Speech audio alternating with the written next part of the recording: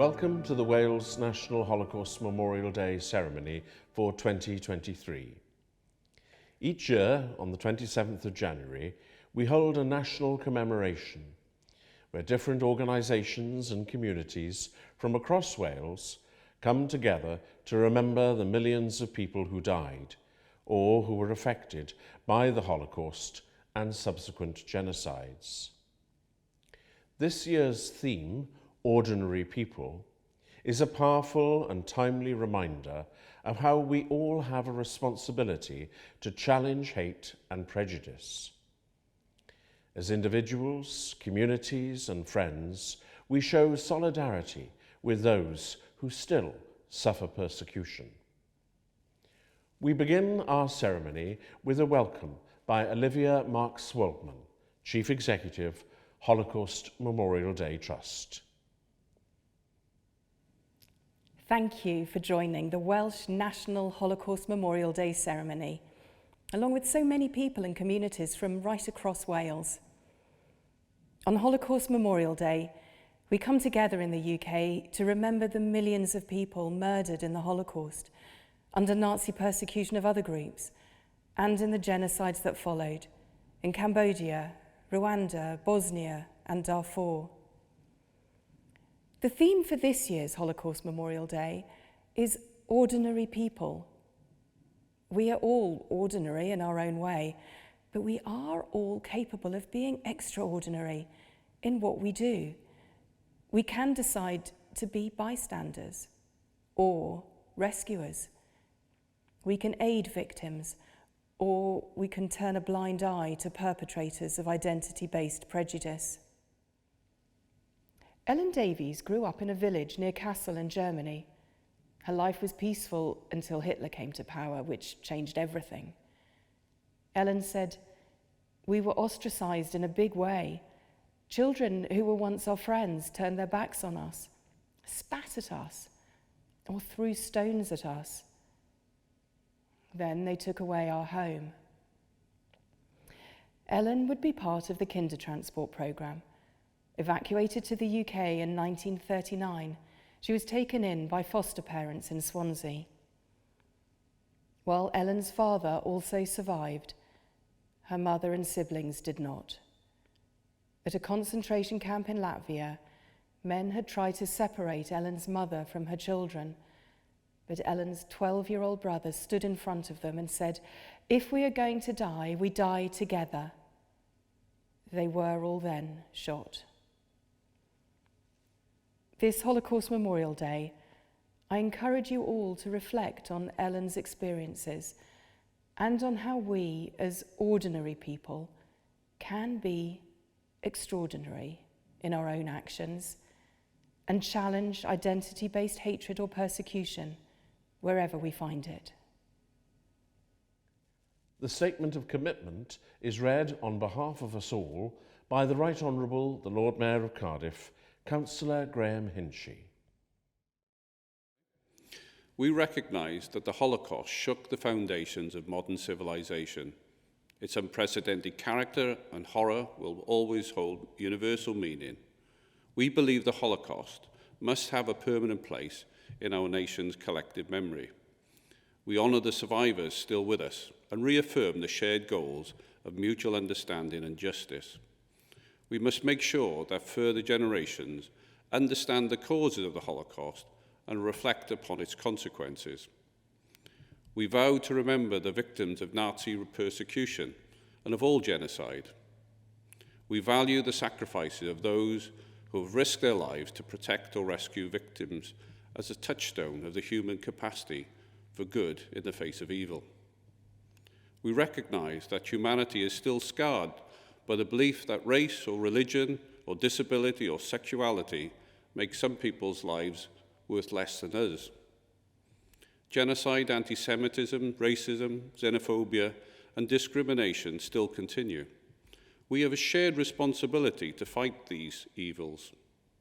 We pledge to strengthen our efforts to provide education and research about the Holocaust and other genocides. We will do our utmost to make sure that the lessons of such events are fully learned. We will continue to encourage Holocaust remembrance by holding an annual United Kingdom Holocaust Memorial Day. We condemn the evils of prejudice, discrimination and racism. We value free, tolerant and a democratic society.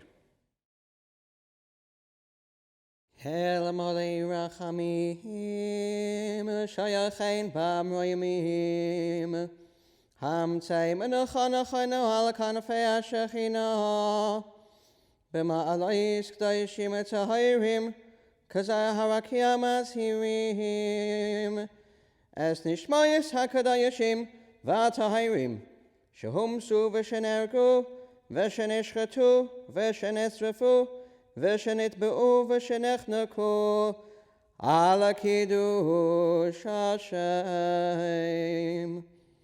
Ba'avur shebli neder etein staka baras karas nishmayaseihem veganeiten tehemanu chasam lochein balarachamim yastireim b'seisek nafav la'ayalamim V'yitzror b'tzror chayim es nishmayaseihem Adai Hashem unachalasam V'yanuchu b'shalayim al mishkavayaseihem V'neimar Amen.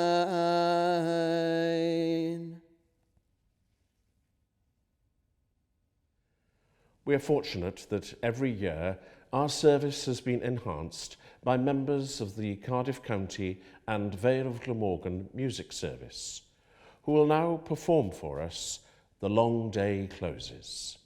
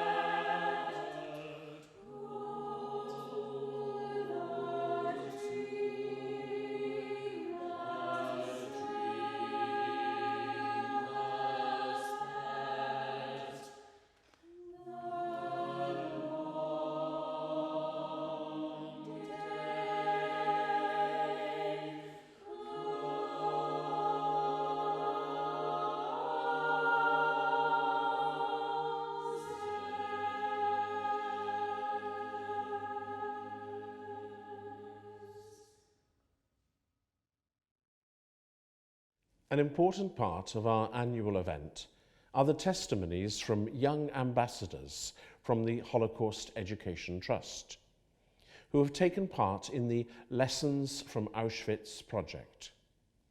This year, we are joined by young ambassador Ellie Peraluna from the Ysgol Gyfun Rhydymawain, who shares with us her experience. Fy enw I yw Ellie Peraluna, ac rydw I yn llys gaenad ar gyfer y Holocaust Educational Trust. Cymerais rhan yn y prosiect ar-lein, Lessons from Auschwitz, wedi ei redig gan yr ymddiriedolaeth yn gynharach yn y flwyddyn fel disgybl o Ysgol Gyfun Rhydymawain ym Mhen-y-waun De Cymru. Fel rhan o'r prosiect, fe wnes I glywed gan yr oeswr yr Holocaust gweld ryth reality o beth mae safle Auschwitz-Birkenau yn edrych fel heddiw, ac ar fy nychwaliad, wnes I rannu'r hyn y dysgais gyda fy ysgol a chymuned. Roeddwn I eisiau cymryd rhan yn y prosiect ar-lein Lessons from Auschwitz oherwydd mae gen I ddiddordeb brwd yn hanes ac mae'n bwysig I ddysgu am yr Holocaust mwyn addysgu pobl am y pwysigrwydd o gydraddoldeb ac I ddeall yn well yr effaith y gafodd. Fel rhan o'r prosiect, cefais y fraint o glywed gan yr oeswr yr Holocaust Eva Clark BEM a aned yn wersyll crynhoi Mauthausen. Roedd yn anebygol iawn byddai Eva neu ei fam Anca wedi goroesi os nad oedd y siambrau nwy wedi ei chwythu I fyny'r diwrnod cyn ei enedigaeth, a ni chafodd Mauthausen ei ryddhau ychydig o ddiwrnodau ar ei ôl. By'r moment yma yn testimony Eva yn aros gyda fi, oherwydd roddwyd iddi fel groeswr, cyfle I fyw a rannu ei stori gyda ni ar gweithaf pob tebygrwydd. Am hyn, mae Eva Clark wir yn ysbrydoliaeth I mi. Mae'n mor bwysig bod pobl ifanc yn cael y cyfle I glywed y testimony o oroeswyr y Holocaust, oherwydd mae'n dyneiddio'r ystadegau effeithiau sy'n rhoi pobl ifanc y cyfle I ddeall effaith ddynol o'r Holocaust yn well. Ni fydd e'n bosib i'r goroeswyr rannu ei straeon am fydd, rydw I, fel person ifanc, yn ymrwymedig i'r cyfrifoldeb o sicrhau bod y profiadau yn parhau I fyw trwy rannu'r straeon o oroeswyr fel Eva. Rhywbeth cafodd effaith arno I yn ystod y prosiect oedd ymgysylltu ar ryth reality a gweld safleoedd yn Auschwitz-Birkenau. Y reswm am hwn oedd, roedd yn llethol I weld pa mor dadleuneiddio oedd y safle, yn benodol y barracks pren ble cysgodd yr Iddewon ei fod wedi bwriadu I gartrefi ceffylau. Wnaeth hwn wneud yn glir I mi a chyfranogwyr eraill pa mor anhygoel o bwysig yw hi I ailddeneiddio'r dioddefwyr a goroeswr a wnaeth profi triniaeth mor erchyll a diraddol trwy rannu ei enwau y straeon yn ein cymunedau lleol a digwyddiadau fel yr un yma, lle rydyn ni gyd yn dod at ein gilydd I gofio. Penderfynais greu darn o gelf ar gyfer fy modiac Next Steps. Dewisais y fformat yma oherwydd ei werth deongliadol gan ei fod wedi rhoi'r cyfle I fy nymuned ehangach I adlewyrchu ar y Holocaust, meddwl am ei effaith, a chofio ac ynryddeddu'r dioddefwyr a goroeswyr. I wneud hwn, dangosais y darn o gelf I nifer o bobl yn fy nymuned leol, a fy ysgol, a'r ymateb oedd un o ddeall a myfyrio. Defnyddiais liwiau tywyll ar hanner y darn I gynrychioli tywelwch ac unigrwydd y gwersylloedd a lliwiau mwy llachar ar y hanner arall I symboleiddio'r gobaith a nerth oedd gan yr Iddewon o hyd ar gweithaf y sefyllfa. Toddais greonau I bwysleisio'r lliw ymhellach ac fel eilydd am y cynhwyllau sy'n cael ei goleuo ar Holocaust Memorial Day I gofio'r rai cafodd ei effeithio. Arhosodd y wyneb yn y darn o gelf yn ddinodwedd I ddangos y dadleuneiddio o'r Iddewon mewn ffordd syml ond effeithiol. Roeddwn I eisiau I bobl deall, bod pobl wedi dioddef trwy amgylchiadau erchyll, roedd llawer yn gallu cadw agwedd syndod o witnwch. It is so important that young people, especially the Trust ambassadors, continue to encourage our peers and community to learn about and remember the Holocaust due to the fact that this dark period of history is still so relevant to the world today. We must learn from the past by striving in our communities to remember those who endured the horrific events of the Holocaust. I am passionate about remembrance and sharing my knowledge about the Holocaust because these are crucial tools for us as ambassadors to combat the unjust discrimination that still exists in our society, even today. The theme of Holocaust Memorial Day this year is Ordinary People. This theme encourages us to reflect on how it was ordinary people who were affected during the Holocaust, which is so important to remember when we think about humanizing victims. This ensures that we remember to value individual lives and experiences beyond the historical facts. Each and every victim was unique, and none of their stories were the same. Each victim of the Holocaust was in some way an ordinary person, but still, each can be acknowledged as having extraordinary, unique, and personal experiences. I am so grateful for the opportunity to be here today to share my experience and reflections on why Holocaust remembrance is so important for young people like me. Thank you. We will now hear from Joan Salter, MBE, who was born in Brussels and was just 3 months old when Belgium was invaded by the Nazis. Joan lost her mother's side of the family in Treblinka death camp, while her father's family were murdered at Belzec. Joan now lives in London and regularly shares her testimony in schools and colleges across the country. Okay, my parents were Polish Jews who had moved to Western Europe in the 1920s. My father came from Tarnów, which is a very large town near Krakow in the southwest of Poland. And my mother came from Warsaw, which at one time, well, it's now the capital of Poland. And my parents met in the 1930s. My mother was a widow with a young child when she met my father, and they married in 1938 and they settled in Paris, and they had quite a good life. They were integrated into the French community, and however, September 1939, Poland was invaded.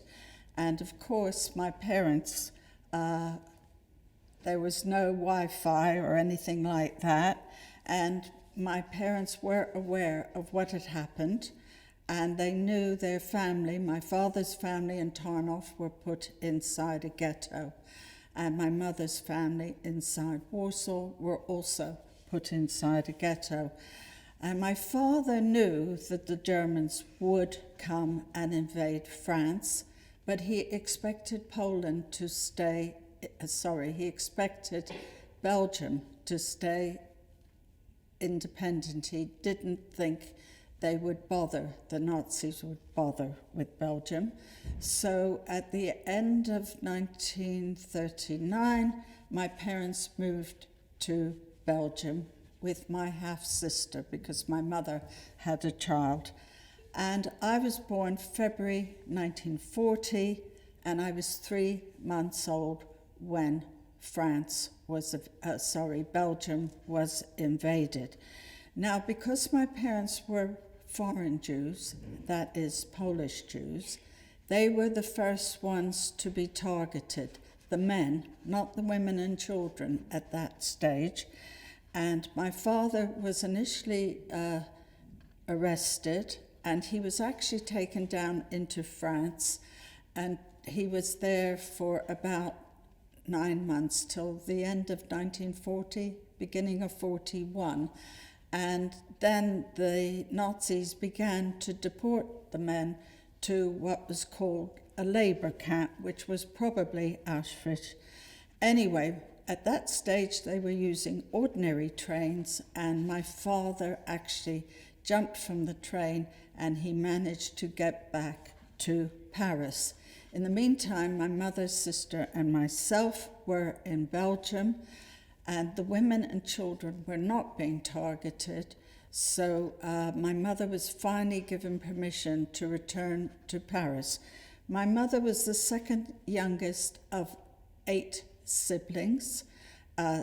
She was by this time in her late 30s. Some of her older sisters were already in their 50s, grandparents. And for a year, we lived in Paris under the care of my aunts and cousins. What happened then is my father was in hiding in Paris. We were living separately. My father was nearly rounded up again, and he managed to escape down into the southern section of France. This is what was called the unoccupied sector. However, the Vichy government, which was the French government, was actually a collaborative government. And after a while, he was also interned in a camp in southern France. Now, we lived under the care of my aunts and had a reasonable life, although things were getting harder and harder, but it was still beyond comprehension that women and children were to be deported. However, my mother had to register with my sister and myself every week, and at the beginning of July, she went to the police station, and my older sister was very jealous, and my mother was holding me. It was a very, very hot day, and we started crying and screaming, and there were 2 policemen. One was a very nasty man, screamed at my mother, and my mother waited outside until everyone had registered, and then she went back. And we were very lucky because the other policeman was a very kindly man, and he managed to warn my mother that we were due to be round up that weekend. And this was 16th of July, 1942, and the roundup was the first time that women and children were rounded up in Paris. And very sadly, they were put in a velodrome for a few days while the Nazis and the Vichy police, because it was the Vichy police who rounded us up, were deciding what to do. In the meantime, my mother, my sister, and myself were smuggled down into Vichy. At this stage, my father had not been rounded up, so we were together for a little while together. However, he got put into a camp, and shortly afterwards, Vichy was preparing to be occupied by the Nazis, and my mother escaped over the mountains, over the pyramids, into Spain with us. And you can see my mother and father had parallel lines. The yellow line is my line. My father managed to escape for the second time, and he managed to get to Lisbon, which was unoccupied, and he managed to join what was known as Polish Free Forces. And he actually, in May 1943, was accepted as part of the British Army, and he came to the United Kingdom. Meantime, my mother, sister, and I were being held in Spain, and the expectation was Spain would fall, and the Americans sent a rescue mission for the children that had been rounded up in France, but sadly, by the time they came, the children in France had been deported, and most of them died in the concentration camps. So my mother gave us up because it was expected that Spain would allow the Nazis in, and my sister and I were taken on the rescue mission to the United States of America. Now, I'm going to show you some pictures of my family, and you can try and imagine what their lives were like at the time. This is a picture of my mother, sometime in the late 1930s, a very sophisticated, happy woman who lived a good life, not particularly religious, and her life was completely changed. And this is a picture for a little while. we were together in the south of France just for a little while together, and that is me. I would have been nearly 3 years old then. That is my sister with my parents, my mother and my father, and that was the end of the good life for my family. This is the group of children who went to America in June 1943. I am the youngest one in this photo. I'm 3.5 by this time, and that is my sister, who was around 8-9 years old. And when we got to America, we were separated. She was my half-sister. She had a different surname, and she was very ill on the ship, and they thought she had tuberculosis, so we were separated, and I was fostered by an American family. And that is me in my new home, age 3, and I was about 4 by this time. And my language was changed and my past was changed. And I completely lost everything about my background, my father, my name was changed. And so I lost all memories of my background. And 1947, I came home one day to be told that I was not that child of that family, and I was put on a plane, came to England. My mother had remained in Spain, and it was not until 1947 that she was allowed to come to Britain to meet my father, and the Red Cross managed to find where I was. And that's me in my American home, so you can see I had quite a nice family in America, and I was put on a plane, came to the United Kingdom, to people I'd completely forgotten.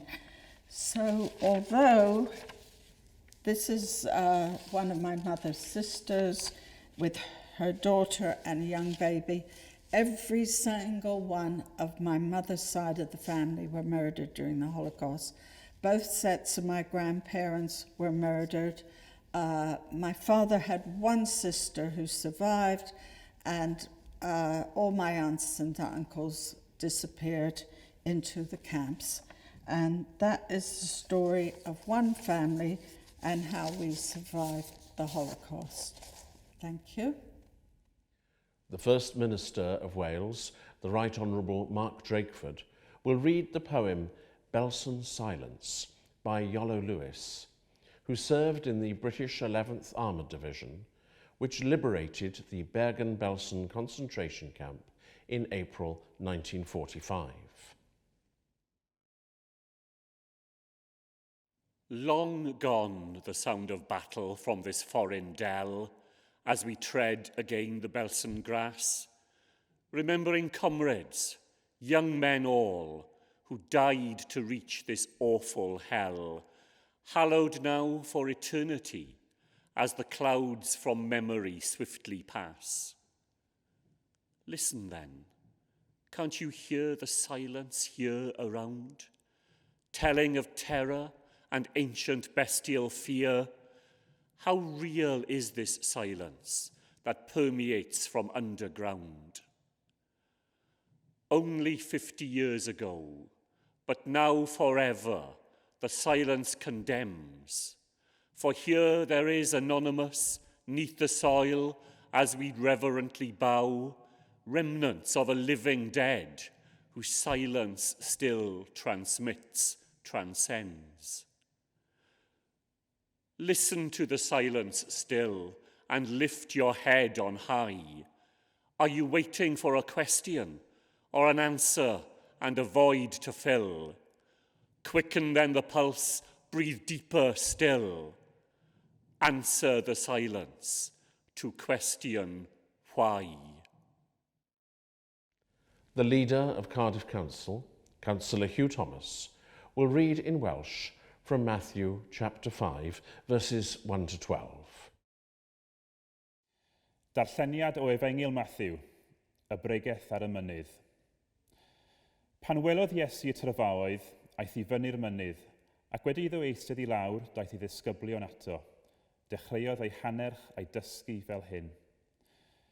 Gwyn ei byd y rhai sy'n glodion yn yr ysbryd, oherwydd eiddynt hwy yw teyrnas nefoedd. Gwyn ei byd y rhai sy'n galaru, oherwydd cant hwy ei cysuro. Gwyn ei byd y rhai addfwyn, oherwydd cant hwy etifeddu'r ddeiar. Gwyn ei byd y rhai sy'n newynu a sychedu am gyfiawnder, oherwydd cant hwy ei digon.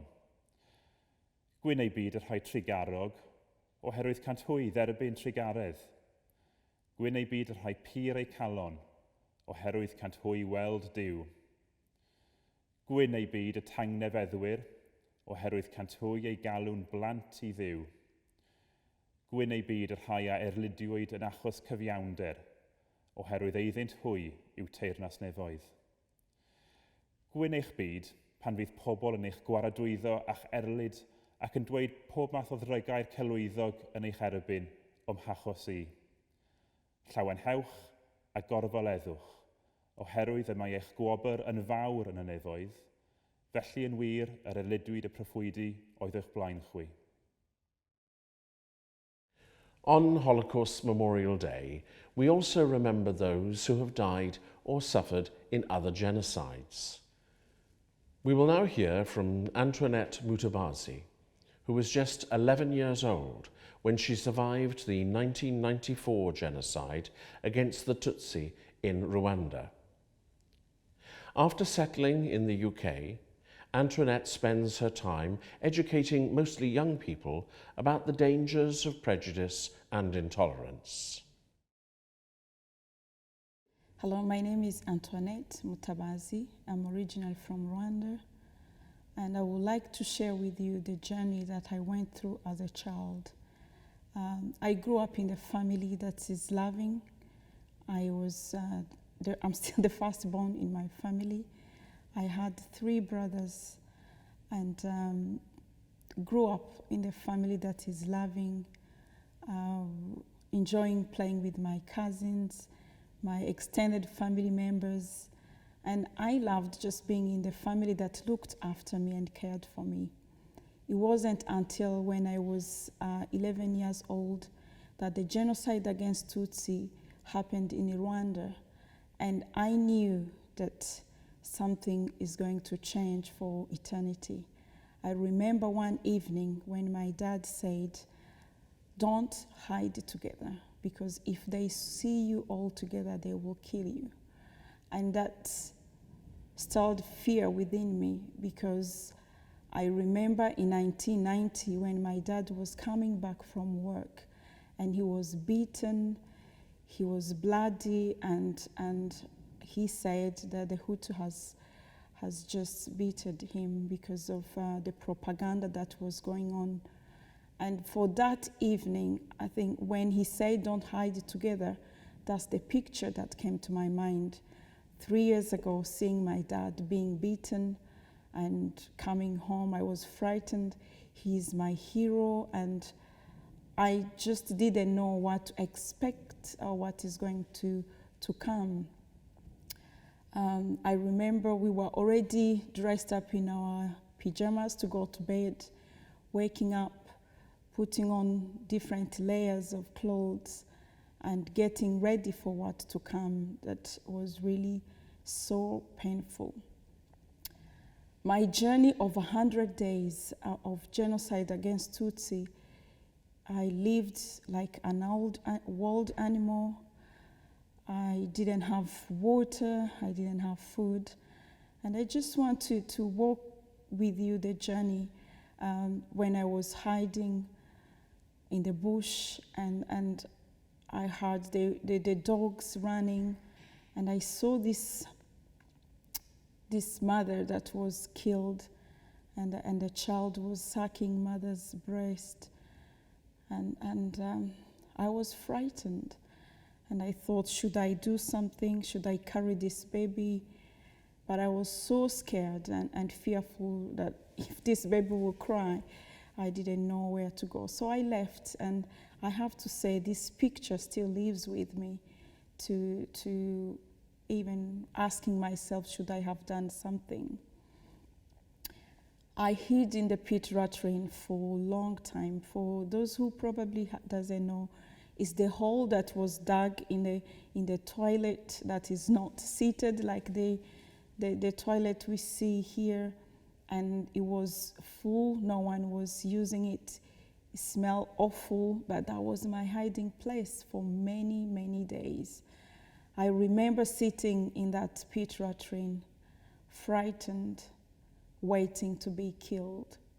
And I could hear behind, because it was, that place used to have a football field, and the perpetrators, killers, murderers will come and sit there.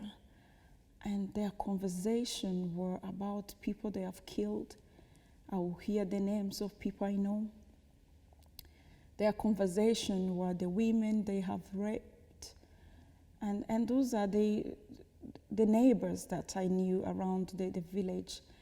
And I will sit there just waiting to be killed, and with no hope, knowing that it could be me next. I walked on the road, and then I could see neighbors, people I know, killing, and I was just not sure how I will live my life. There's one day when I was on a queue, and the queue was getting shorter and shorter. There were only 2 people ahead of me, and I saw people's head being chopped off.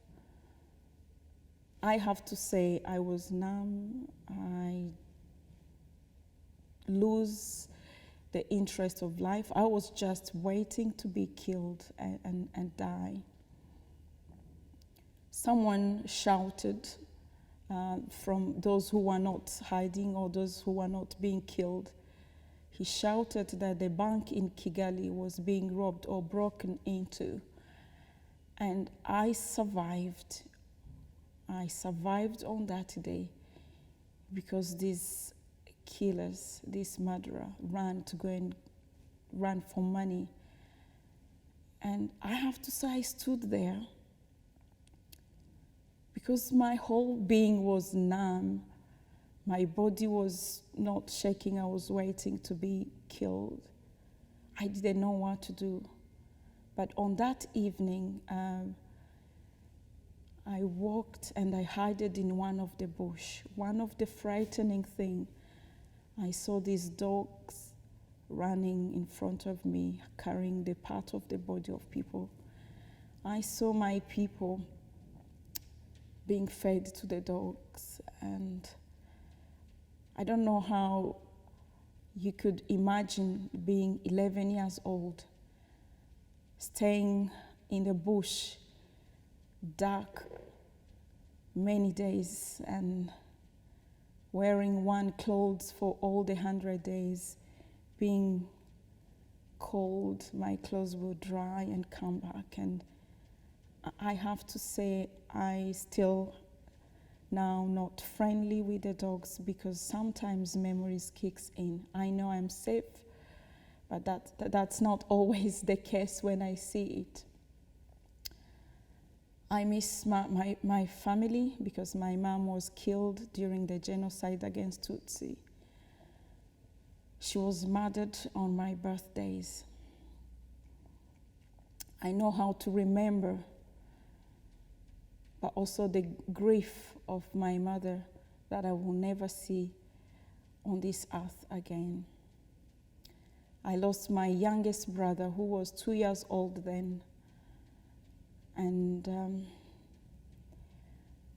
the parents took the kids who were very young in that village, and they put them in the cave. There were many children were hiding there, including my brother, who was 2 years old.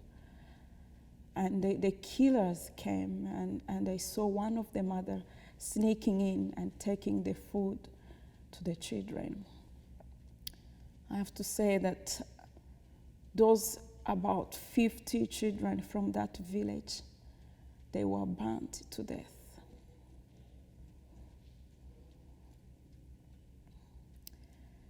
My other brother, who was 6 years old, was also murdered. I remember seeing him while he was grasping his last breath, asking me for water as his older sister. I still remember that picture and being unable to provide or to give him some water is the memory that I always will remember. And I see his picture always. Genocide against Tutsi in Rwanda was taught, it was encouraged. You see neighbors becoming something that you didn't expect. One of my auntie was married to a Hutu man before the genocide, and this guy killed him, killed my auntie. So when I share my story of 100 days in genocide, I would like to say that never again. I share my story to inspire the next generation to make the right choices and be the people, the best version of themselves.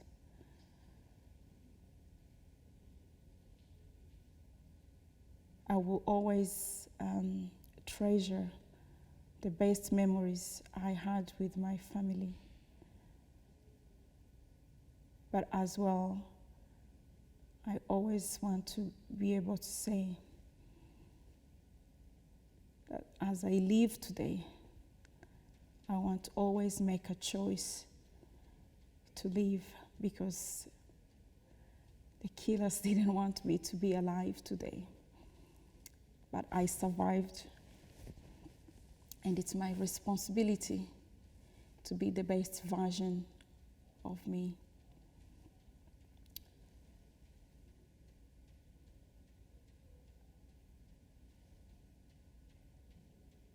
The life after genocide has been so difficult because I lived in the orphanage. I lived with the families that took advantage of me. I lost interest of going back to school because I didn't know that I would see the light again. But I have to say today, as I share my story, that there is always hope. Even if a tree can be cut down, it can grow. When it hears the water, it will sprout again. Thank you. I will now be joined by representatives from organisations and communities affected by the Holocaust to offer their reflections. We bring before God the sin of the world, the mindless destruction of life, and the cruelty of the Holocaust. We remember the joy of living that was extinguished in so many cities, towns, and villages. We pray that we will have the courage to speak up against oppression and speak out for justice and peace. We remember all survivors who live with the daily remembrance of their horror and suffering. We give thanks for their efforts to rebuild their lives and those of their communities. We pray for those who cannot find peace in their hearts and minds. We ask for forgiveness for reluctance to become involved, for ignoring the needs of those who call out of sorrow, pain and fear, and for thinking of our own comfort and safety above those whose lives are a daily battle with prejudice, discrimination and injustice. We pray for fellowship and reconciliation between nations and peoples. We ask God to guide the leaders of the nations in the ways of justice and liberty. We pray for the communities in which we live and work. We ask for God to lead us in ways of friendship and tolerance, so that people of all races and creeds may live together in harmony and peace. Gweddiwn dros bawb sy'n gweithio i ailgodi gwledydd a bywydau dralledig. Gweddiwn dros ffoduriad a phobl sydd wedi ei dadleoli, a phawb sy'n dioddef yn sgil trychinebau naturiol a rhai a greuwyd gan ddyn. Gyfynnwn am ei bobl y byd deimlo'n gyflawn ac yn iach, mwyn I deulu dyn adnabod goleuni, diogelwch a llawenydd. We pray for an end to war. We remember nations and peoples engaged in armed conflict at this time, that there may be a peaceful resolution to their disputes. We pray that present and future generations may stand up to hatred. As we gather today to remember all those who were affected by the Holocaust 76 years ago, and also recall others who have lost their lives and loved ones in atrocities since, let us put aside all that divides us and commit ourselves to all that unites us, so that we may stand together as one human family. European Roma and Sinti were murdered during the Holocaust, victims of racist persecution by the German Nazis and their fascist allies. But this genocide is still largely unknown. Roma and Sinti were murdered in experimentation camps and died of hunger and disease, in forced labour and concentration camps. Many more were deported and exploited as forced labour on farms, construction sites, and in industry. For decades after the war, the survivors were not recognised as victims of the Nazi persecution and received little or no compensation. Dora Yates, secretary of the Gypsy Law Society and one of the first female Jewish scholars to gain a postgraduate qualification at a British university in the early 1900s, wrote in 1947 that the Gypsies, like the Jews, were exterminated on the base of their race, because the wrapped racial ideology of the Nazi racial state. The experiences of Romani people during the period 1936 to 1945 was one that has left a terrible legacy and fracturing of the Romani world view. In the laughter of audiences at comedians' jokes about the positives of exterminating us, we can hear the echoes of the Romani's cries in the camps and gas chambers.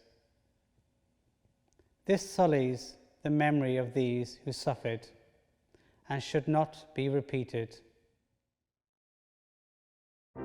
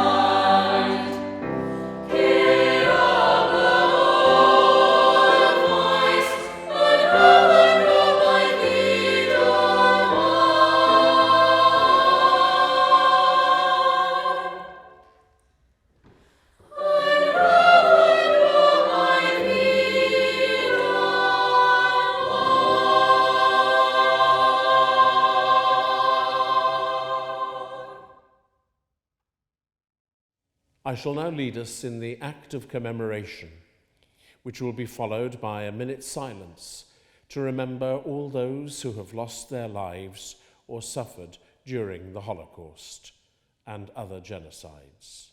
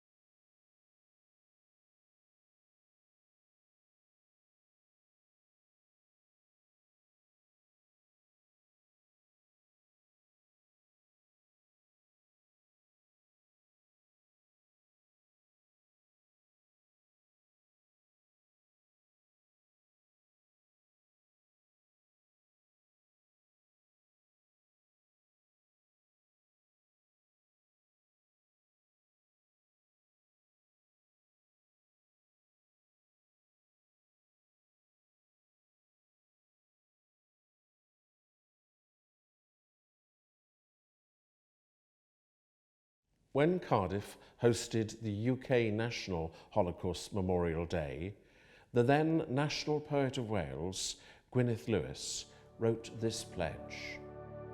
The fight for justice starts and ends with me. Truth is the sound of what I may say. Dwi ddim yn iach tra bo eraill yn gaeth. And right has a price I'm prepared to pay. I refuse to be afraid of force or hatred. I will pull their lies like weeds. A phlannu heilioni yn flodau cain. If I turn my back and walk away, Who'll ask for others what I want for me? Dydw I ddim yn iach tra bo eraill yn gaeth. And right has a price I'm prepared to pay. The Lord bless you and protect you. The Lord make his face shine upon you and be gracious to you. The Lord turn his face to you and give you peace.